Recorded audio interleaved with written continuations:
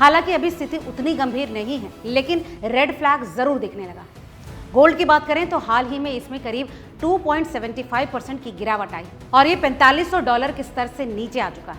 इसके पीछे 3 प्रमुख फैक्टर हैं। पहला, डॉलर इंडेक्स का मजबूत होना, क्योंकि तेल खरीदने के लिए डॉलर की मांग बढ़ रही है। दूसरा, बॉन्ड यील्ड का बढ़ना, जहां 10 साल का अमेरिकी बॉन्ड 3.94% से बढ़कर 4.32% तक पहुंच गया है। और तीसरा है शेयर मार्केट में मार्जिन कॉल, जिसके चलते निवेशकों को गोल्ड बेचकर कैश निकालना पड़ा।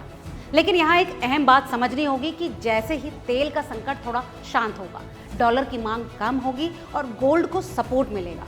इसके अलावा अगर फेड ब्याज दरों में कटौती करता है तो गोल्ड में तेजी आ सकती है, क्योंकि कम ब्याज दरें गोल्ड के लिए हमेशा पॉजिटिव होती हैं। अब सिल्वर की बात करें तो यहाँ कहानी और भी दिलचस्प है।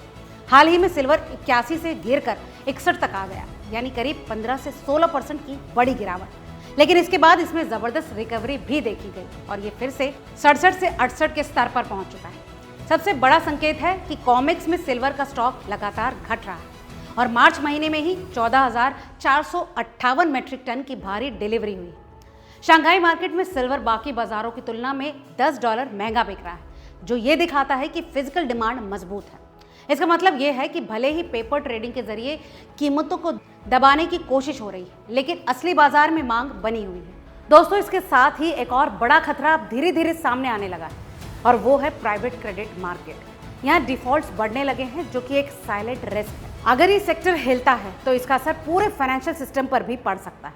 यही वजह है कि अब बाजार में एक ऐसा चक्र बनता दिख रहा है जहाँ जियोपॉलिटिकल तनाव से तेल महंगा होता है, तेल महंगा होने से डॉलर मजबूत होता है और डॉलर मजबूत होने से गोल्ड दबता है। लेकिन जैसे ही आर्थिक संकट गहराता है और ब्याज दरें घटती हैं, वहीं गोल्ड और सिल्वर फिर से तेजी पकड़ लेते हैं। कुल मिलाकर इस समय बाजार में जो उतार चढ़ाव दिख रहा है वो सिर्फ शॉर्ट टर्म वॉलेटिलिटी है,